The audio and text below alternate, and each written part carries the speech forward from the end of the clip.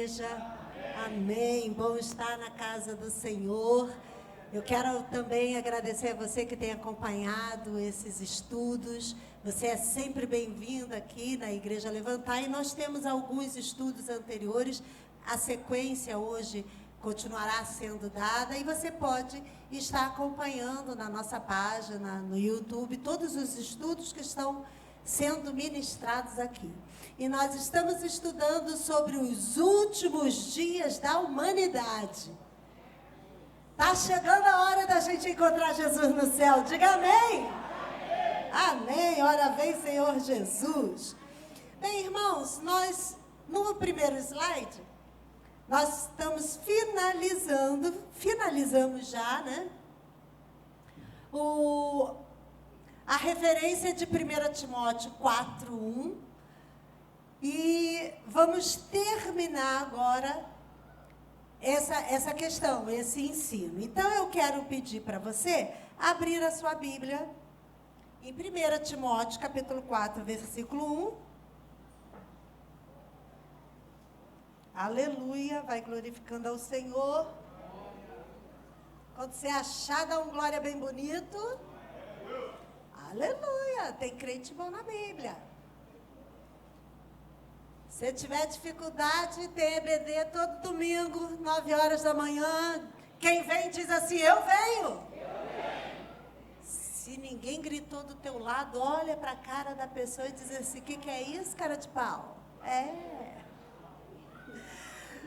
1 Timóteo, capítulo 4, versículo 1, diz assim, mas o Espírito expressamente diz que, nos últimos tempos, apostatarão alguns da fé, dando ouvidos a espíritos enganadores e a doutrinas de demônios.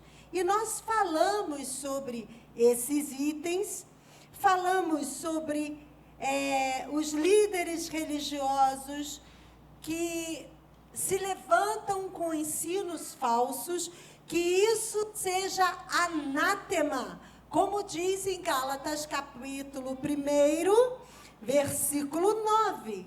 Coloca para mim, por gentileza. Gálatas 1:9. Assim como já vô-lo dissemos, agora de novo também vô-lo digo. Se alguém vos anunciar outro evangelho, além do que já recebeste, seja anátema. Diga anátema. E nós falamos no slide do anátema, nós colocamos para você aí o que significa. Refere-se a algo ou alguém amaldiçoado ou condenado à destruição. Se nós formos ler o mesmo versículo de Gálatas 1:9, na nova versão transformadora, ela vai dizer exatamente isso. Diz assim, na nova versão transformadora, repito o que disse antes, se alguém anunciar boas novas diferentes das que vocês já receberam, seja amaldiçoado. Anátema, amaldiçoado. Nós falamos sobre apostatar da fé, falamos sobre os espíritos enganadores que agem perseverantemente para desviar os irmãos da fé. É também uma referência aos falsos mestres, que por meio desses espíritos falam à igreja, falam aos membros da igreja. E a gente aprendeu que Satanás é o grande enganador. Então, abra sua Bíblia em 2 Coríntios, capítulo 11. 2 Coríntios 11.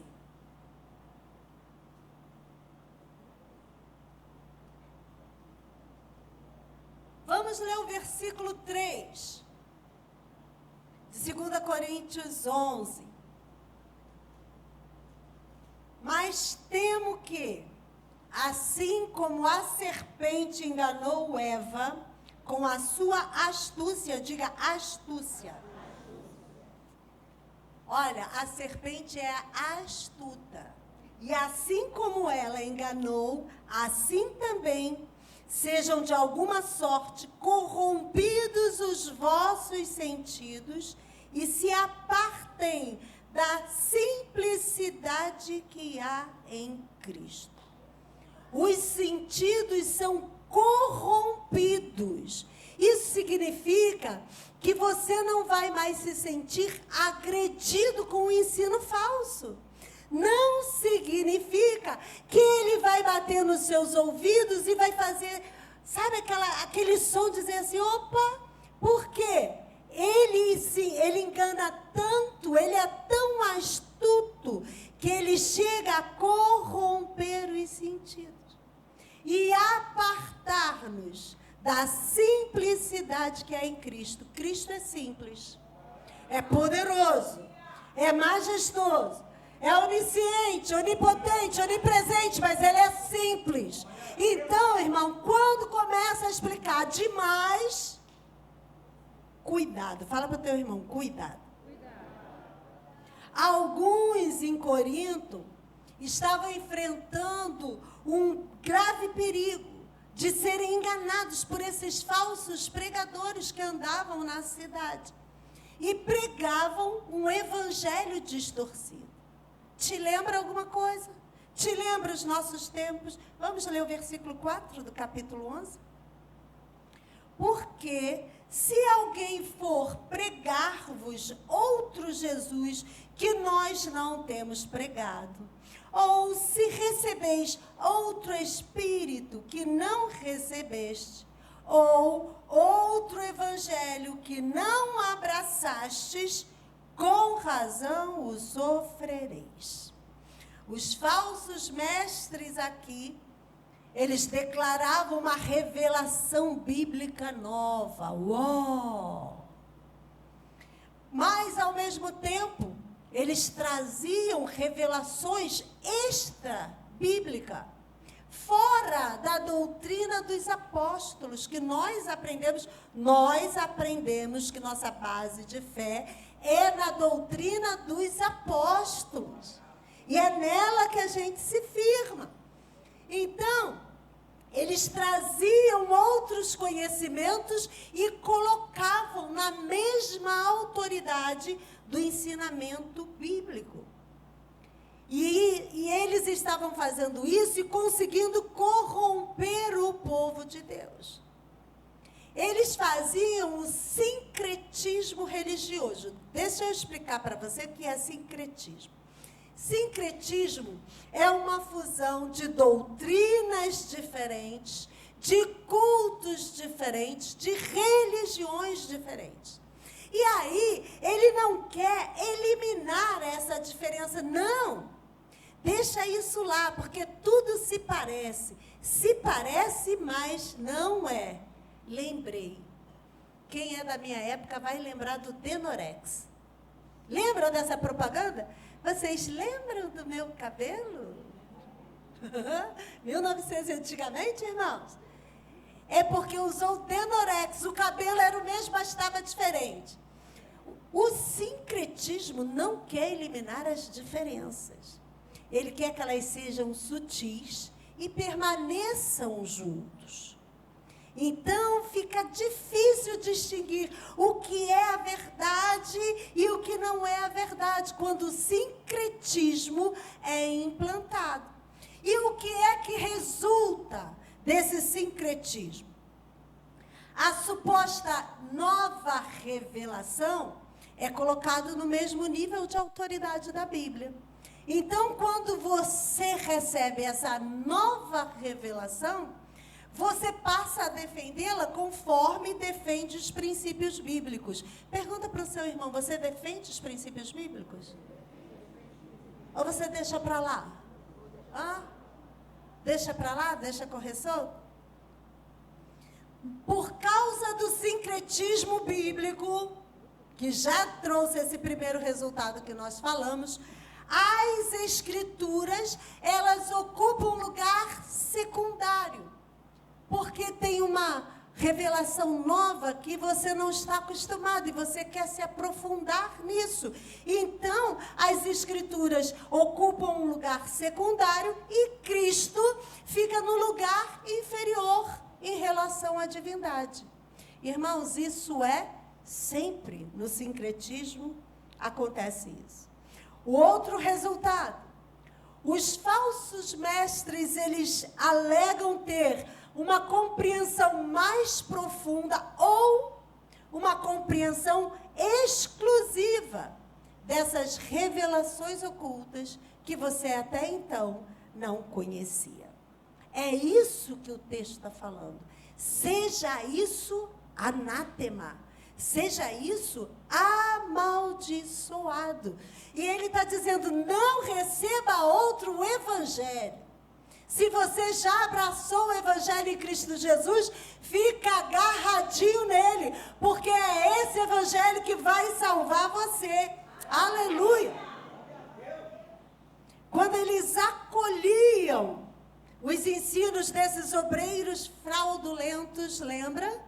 Do versículo 13, eles se afastavam da devoção sincera a Cristo. Nas igrejas dos nossos dias, também há aqueles que se apresentam como ministros da justiça, que está lá no versículo 15 desse capítulo, mas que os ensinamentos que eles trazem contradizem a palavra de Deus. E o que é que acontece com você? Naufrágio espiritual.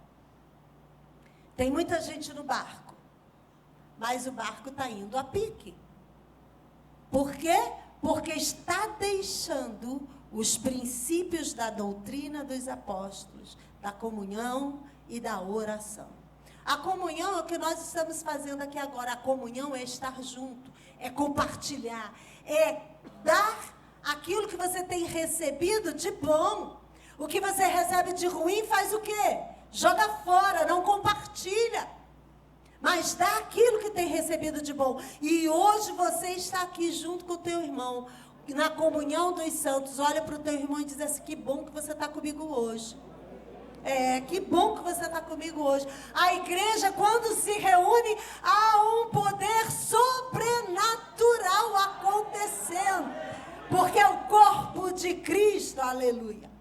Precisamos nos precaver contra os falsos mestres. Eles são o grande sinal dos últimos dias. Os falsos pastores, os obreiros fraudulentos, tudo isso que está colocado nesse capítulo. Agora, segue comigo na segunda carta a Timóteo, no capítulo 3. Vamos ler os 8 primeiros versículos do capítulo 3.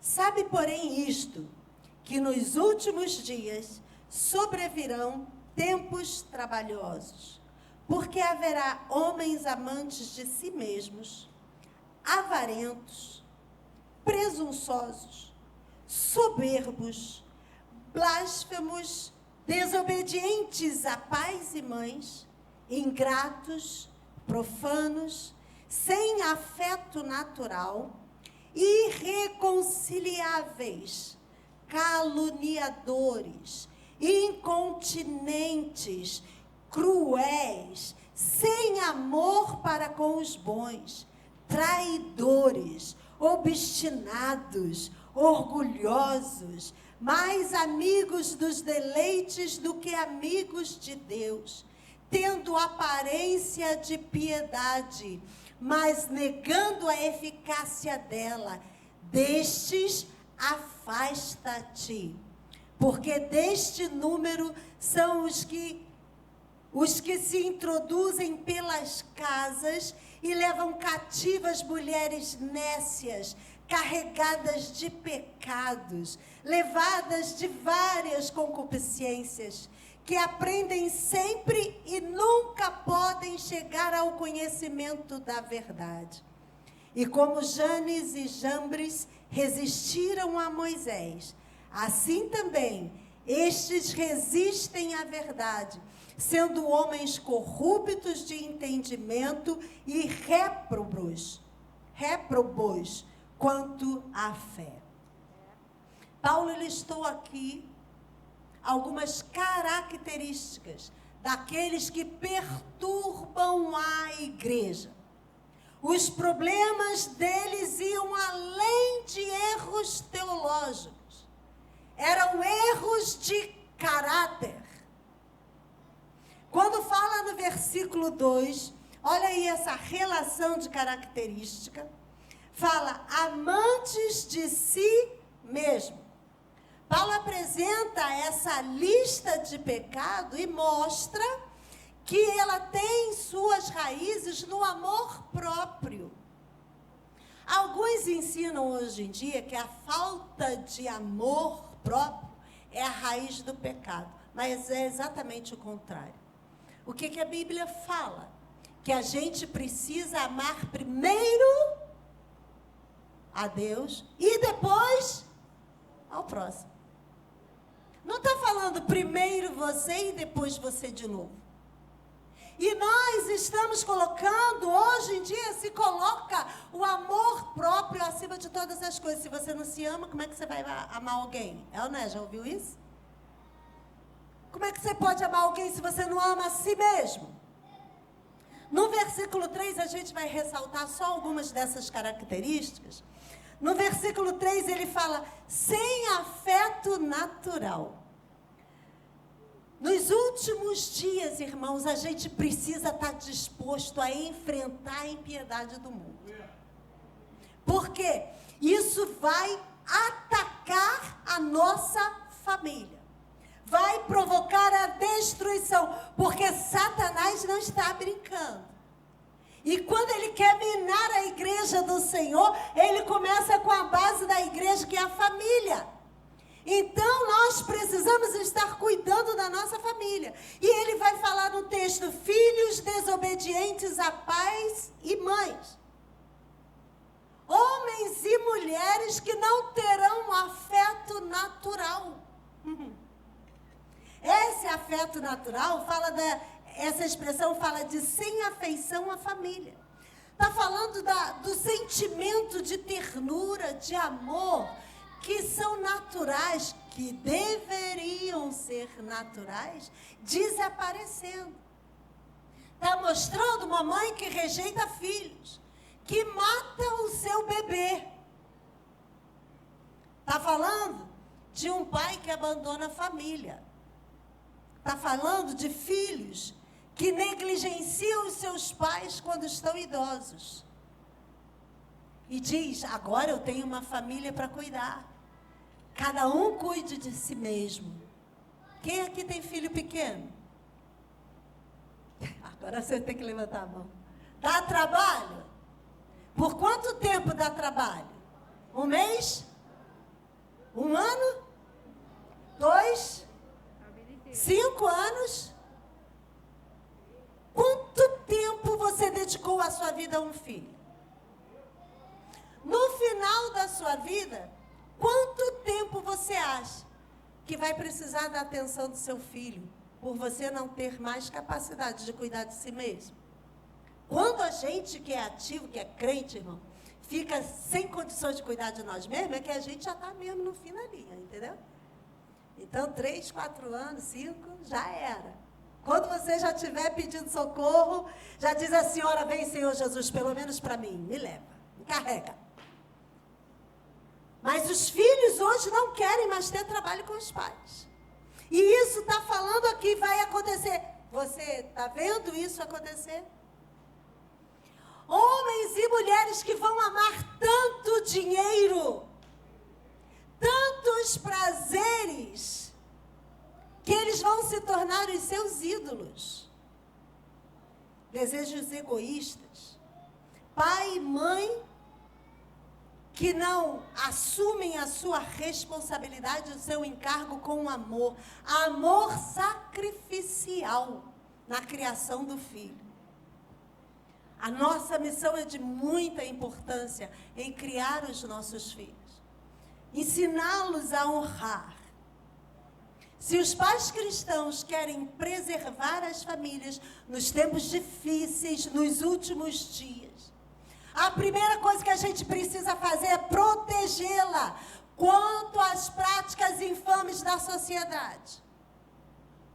Porque hoje tem muitos ensinamentos na escola, no jogo de futebol, na esquina com os coleguinhas, nos desenhos, nos filmes. Devemos separá-los dos costumes do mundo. Ah, mas meu coleguinha faz. Você não é seu coleguinha. Ah, todo mundo vai. Você não é todo mundo. Quem já ouviu essa frase dos pais? Você não é todo mundo. Claro que não, você é filho da mamãe. Você é o bebê do papai, né, pastor Edilson? É o bebê do papai. Nós precisamos evitar que os ímpios influenciem os nossos filhos.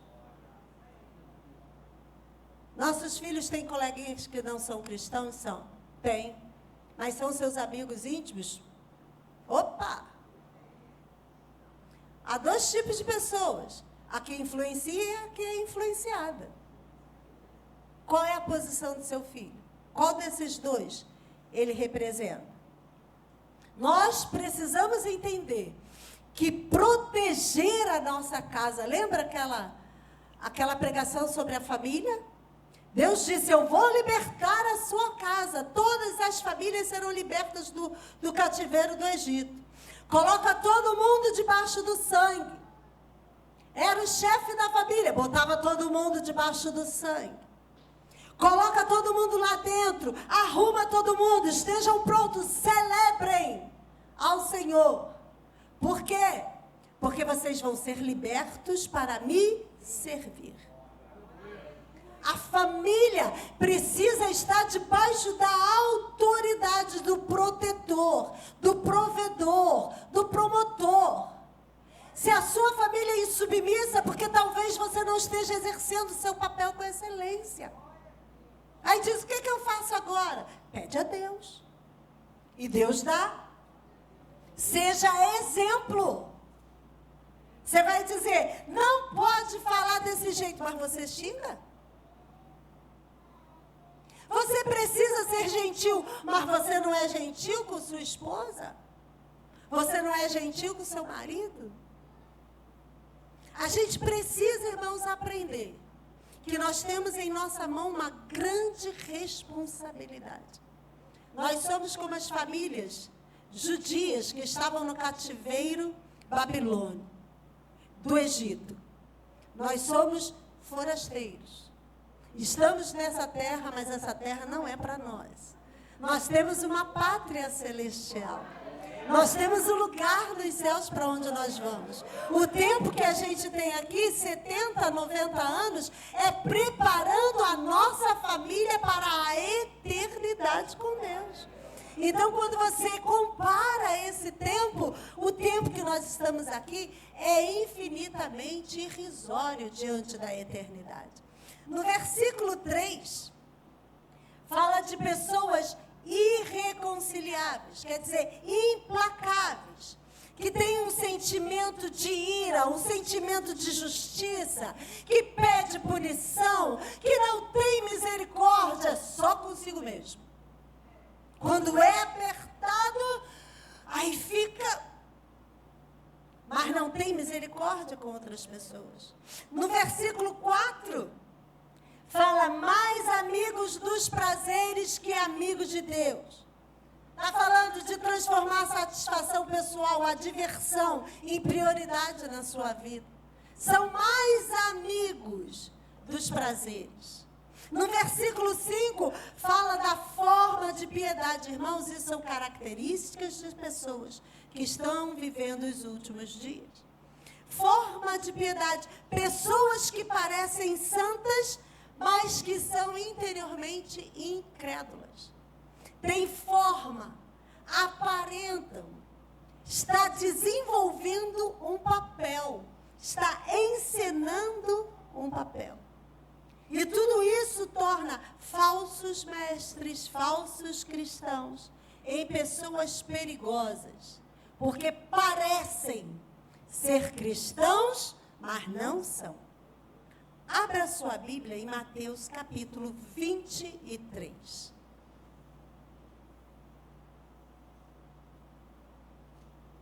Mateus 23, versículos 27 e 28.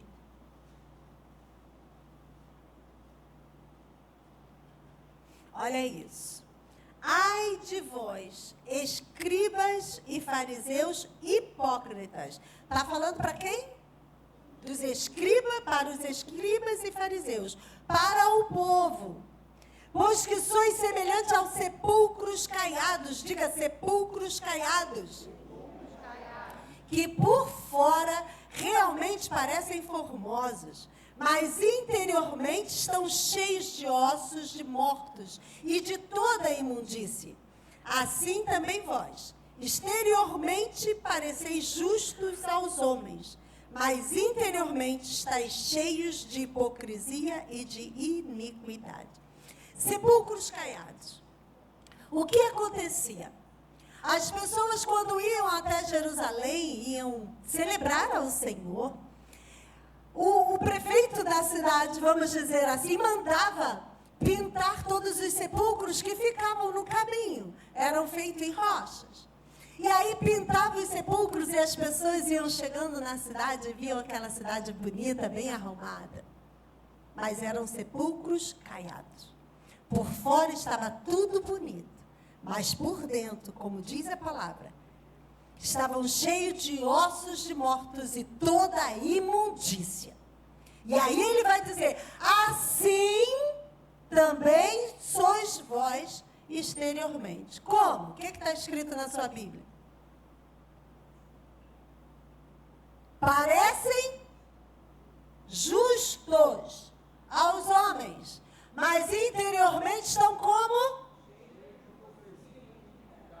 Cheio de hipocrisia e iniquidade. Que a gente não seja sepulcro caiado. Não mostre aquilo que você não é. Não mostre aquilo que você não é. Reconheça o que você é e peça misericórdia a Deus para mudar a sua vida de dentro para fora. Porque enquanto você não reconhecer o que tem dentro de você, ossos, imundícia, Deus não pode trabalhar na limpeza interior. Você está entendendo? A gente precisa olhar e ver assim, como é que está a minha maquiagem, minha persona de hoje. Eu estou mostrando aquilo que não sou? O ato ou a aparência de ser religioso inclui ir na igreja, conhecer a doutrina cristã, usar clichês religiosos, seguir as tradições das comunidades cristãs. Isso tudo é aparência, é religiosidade. Por que é que nós viemos aqui hoje? Porque hoje é dia de vir à igreja? A gente não pode deixar que a nossa rotina vire a motivação do nosso culto. Nós precisamos entender o que é que nós estamos fazendo. Nós precisamos entender que estamos caminhando para um lugar que o Pai designou para nós. O desejo nosso precisa ser Cristo Jesus. Eu quero Jesus. Eu preciso de Jesus. Não é porque eu estou precisando de coisa alguma. Eu preciso de Jesus porque sem Ele a minha vida não tem razão. Sem Ele o final dos dias está chegando e eu não tenho motivo para continuar caminhando sem Ele. Aleluia. As práticas religiosas parecem boas, mas as atitudes interiores, a convicção do amor, da adoração, de quem nós somos e de quem o nosso Senhor é que vai nos guardar para não sermos enganados por pessoas que parecem cristãs. Pode ser difícil distinguir essas pessoas, pode ser muito difícil. Mas quando a gente começa a participar do cotidiano delas, esse cotidiano vai denunciar. Porque ninguém consegue interpretar o tempo todo. Ninguém consegue o tempo todo ser aquilo que não é. Mais cedo ou mais tarde, vai se denunciar. Então, irmãos, essas características precisam estar acesas na nossa mente. E o que é que o versículo 5, olha aí o versículo 5. Qual é o conselho que o apóstolo dá no versículo 5, na última sentença desse versículo? Está escrito o que na tua Bíblia? Fala alto, pode falar alto. Você está com vergonha de falar alto? Tem não. Está escrito o que, pastor Tiago? Se afastar. Tem escrito diferente na sua? Tem alguma Bíblia que está escrito diferente? Fala alto. Foge também deste. Ele está dizendo o quê? Sai fora. Corre dessas pessoas. Nada de estar junto. Não permita que essas pessoas influenciem o seu pensamento. Porque quando influenciar o seu pensamento, irá influenciar também o seu comportamento. Abra sua Bíblia, Romanos 16. Aleluia. Romanos 16, versículo 17. E rogo-vos, irmãos, que noteis os que promovem dissensões e escândalos contra a doutrina que aprendeste. Desviai-vos deles. Quer dizer, ele vem na sua direção, você muda o rumo.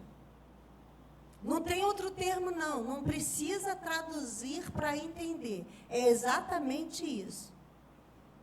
Pessoas que foram identificadas, que estavam dividindo a igreja internamente. Não era ataque lá de fora, era interno. Que estavam em desacordo com a doutrina, com a postura. Ele está dizendo, se desvia dele. Aquele que está promovendo dissensão. Provérbios 6 e 16, se não me engano. Vamos conferir comigo? Vou falar igual alguém que você conhece, desceu fresquinho agora. Isso, Provérbios 6, 16, 17, 18 e 19. Estas 6 coisas aborrece o Senhor. Quantas coisas aborrece? 6. E a 7ª? Jesus. E a 7ª, a sua alma abomina. Olhos altivos, língua mentirosa, e mãos que derramam sangue inocente, e coração que maquina pensamentos viciosos, e pés que se apressam para correr o mal, e testemunha falsa que profere mentira. A 7ª, que o Senhor abomina. E o que semeia contenda entre irmãos. É o que a gente está lendo aqui. Aqueles que promovem dissensões, divisões, escândalo dentro da igreja, o Senhor abomina. O versículo 6, volta lá, 2 Timóteo, capítulo 3. O versículo 3 fala de mulheres nécias carregadas de pecado. O que Paulo está dizendo aqui? Ele não quis dizer que todas as mulheres estavam sobrecarregadas de pecado. Não, não era isso. Mas que em Éfeso, algumas mulheres haviam ficado vulneráveis ao engano. Por que, irmãs? Nós somos vulneráveis nos ouvidos. Lembra de Eva? A serpente chegou primeiro de bate-papo. E aí, Eva, como você está? Está tudo bem? Você já viu aquela árvore? Que fruto lindo! É, a voz macia, suave.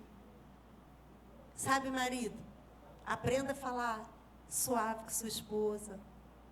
Falar algumas coisas delicadas. Porque eu vou contar esse segredo para você. A gente fica toda boba. É ou não é, meninas? A gente fica toda boba. E você, grosso desse jeito, troglodita. Que nada, você é homem de Deus. Então você é um homem que sabe amar a sua esposa. Só pratica mais. Fala coisinha bonitinha para ela. Quer ganhar ponto? Quer comida? Quer janta pronta de noite? Olha, irmão, os últimos dias, hein? Quer janta pronta de noite? Quando sair de casa, beija sua esposa, faça um elogio a ela. Querida, vou sentir muita falta de você, muita saudade. Eu sei que o dia será longo por causa da distância. Mas me aguarda, de noite estarei aqui com você. Meu coração vai se aconchegar nos seus braços. Fica tranquila, porque meu coração vai ficar acelerado até de noite para encontrar você. Irmão, vai ter janta em casa? Vai. Você não vai comer miojo? Vai ter janta. Pastor, é que está sem gás lá em casa, então não adianta, tá? Irmãos, aquelas mulheres estavam sendo envolvidas por falsos ensinos. Estavam se deixando levar. Então coloca a mão no teu ouvido. E diz assim: fecha, Senhor, o meu ouvido para o engano. Amém, em nome de Jesus. Em nome de Jesus. Ele fala também das pessoas neófitas, os novos na fé, que acabam sendo enganados porque não tem profundidade, não tem firmeza. E ele vai dizer que eles estão vulneráveis. No versículo 7, ele fala, nesse versículo, que ele não é contra o que ele está falando aqui do estudo e do aprendizado, não, é que ele não é contra isso, mas é uma advertência contra a sabedoria ineficaz. Pessoas que têm muito conhecimento e não sabem o que fazer com ele. Ah, a pessoa entende muito, então voltar o ouvido. É ineficaz essa sabedoria. Ele está dizendo: foge, se afasta dessa pessoa. No versículo 8, ele vai ressaltar aquelas pessoas que resistem à verdade. É uma coisa que a gente identifica no falso mestre. Ele resiste à verdade. Quando ele é confrontado, ele se opõe. Ele tem sempre uma justificativa. Ele se mostra até mesmo indiferente com algumas doutrinas básicas. Isso daí é para crente novo. E ainda no versículo 8, ele fala aí sobre 2 nomes. Que nomes são esses? Janes e Jambres. Janes e Jambres eram 2 mágicos que afrontaram Moisés no Egito. E aí, a tradição nos mostra isso, e Moisés repreendeu esses 2 mágicos. Ele os expôs e depois ele o derrotou. Deus está nos orientando que se estivermos firmes na fé, não importa quem se levante para nos tirar de nosso caminho, confronta, exorta, que Deus vai derrubar. Quem vai derrubar? Deus. Você não. Deus. Deus vai derrubar. O verdadeiro caráter dos falsos mestres será exposto no julgamento final, porque, infelizmente, alguns permanecerão ocultos e não serão expostos por causa da astúcia, do engano de Satanás. No nosso país, não é difícil ser cristão. Nós não somos presos porque lemos a Bíblia, porque temos um exemplar da Bíblia. Eu tenho muitos exemplares da Bíblia. Muitos. Nós não somos executados porque nós pregamos a Cristo. Mas a nossa sociedade está sendo minada, pouco a pouco, para nos constranger de dizermos que somos cristãos. Porque hoje, quando defendemos a nossa fé, quando defendemos uma doutrina bíblica, diz assim, mas você está rejeitando uma pessoa, uma ideologia que homem pode ser mulher, ou mulher pode ser homem, ou um dia você pode ser poste, no outro dia você pode ser cachorro. Eu achei muito engraçado, eu vi um vídeo que o policial parou um cidadão que estava dirigindo seu veículo e pediu o documento.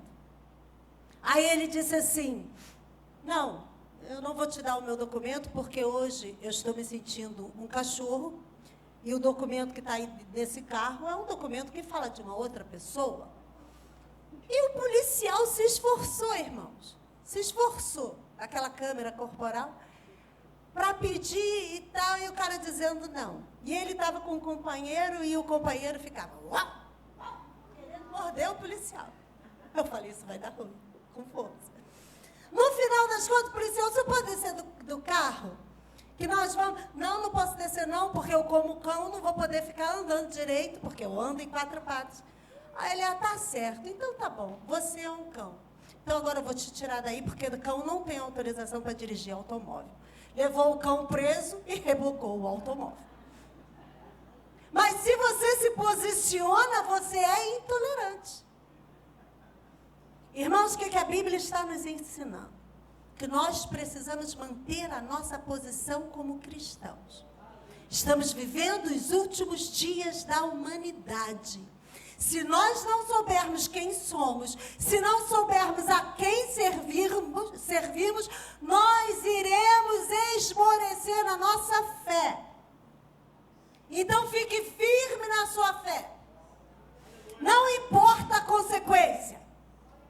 Falar é fácil, é empolgante, mas e quando te apertarem? E quando você tiver que sofrer consequências que você não espera sofrer? Mas eu vou te dizer, a consequência do pecado é muito pior. E nos leva a lugares muito mais aterrorizantes, que nos afastam totalmente da santidade de Deus, que está em Cristo Jesus. Eu quero ler com você de novo 2 Timóteo 3, e eu quero pedir que você coloque na nova versão transformadora, para nós lermos juntos, e poder identificar algumas pessoas de nossa convivência. Diga nossa convivência. Aonde é a sua convivência? Em casa. Aonde mais? Trabalho. Onde mais? Faculdade. Onde mais? Igreja. Fica com medo, não. É de sua convivência. Porque o alerta hoje é esse. Preste atenção na característica que o apóstolo Paulo dá daqueles que perturbam a igreja do Senhor. Vamos ler, acompanhar na tela, para você ler o texto comigo. Capítulo 3, versículos de 1 a 8. Pode colocar, por favor? Saiba que nos últimos dias haverá tempos muito difíceis, porque as pessoas só amarão a si mesmas e ao dinheiro, serão arrogantes e orgulhosas, zombarão de Deus, desobedecerão a seus pais e serão ingratas e profanas. Não terão afeição nem perdoarão, caluniarão outros e não terão autocontrole. Serão cruéis e odiarão o que é bom. Trairão os amigos, serão imprudentes e cheias de si, e amarão os prazeres em vez de amar a Deus.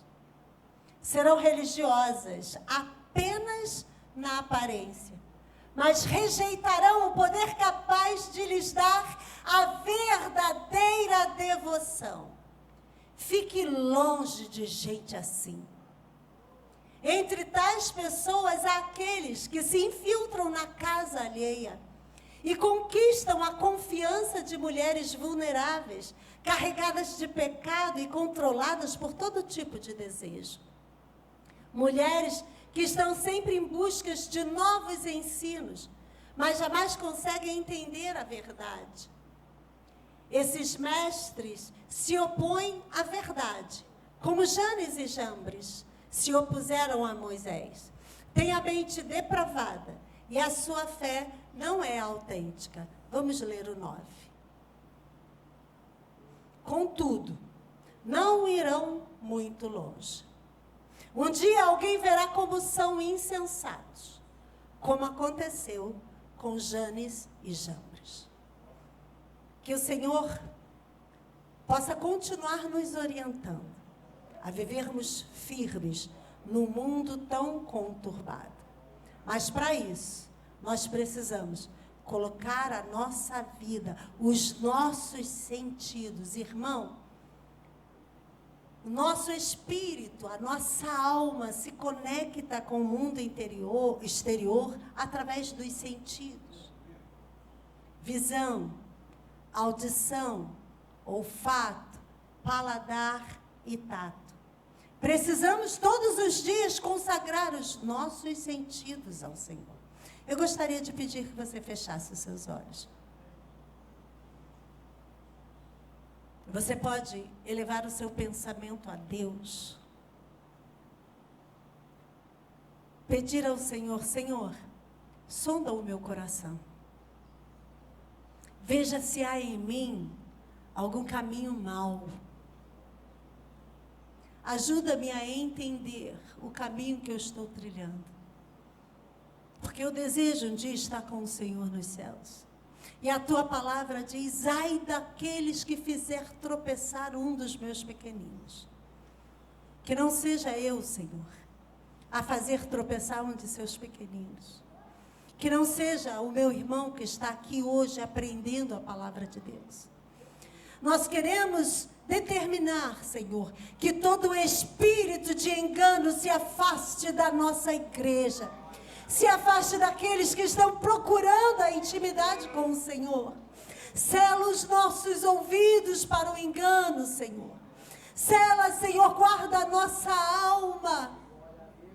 Que nós possamos ser prudentes para guardar a Tua palavra no nosso coração, para não pecar contra Ti. Eu quero abençoar o Seu povo que hoje veio aqui, procurando o ensino, procurando a verdadeira doutrina, a nossa base doutrinária, querendo aprender para crescer, para melhorar, para sair da posição que de repente estão caminhando errado, por terem sido enganados, talvez pelo seu próprio coração enganado. Mas que hoje o Senhor possa nos transformar, nos fazer crescer no Senhor. E com alegria podermos dizer, ora vem Senhor Jesus. Porque os últimos dias estão sendo vividos agora. E eu desejo encontrar com o Senhor no céu. O Senhor é a esperança da minha alma. É a alegria do meu coração. É o anseio, é a expectativa de tudo que há em mim. É um dia poder viver com o Senhor.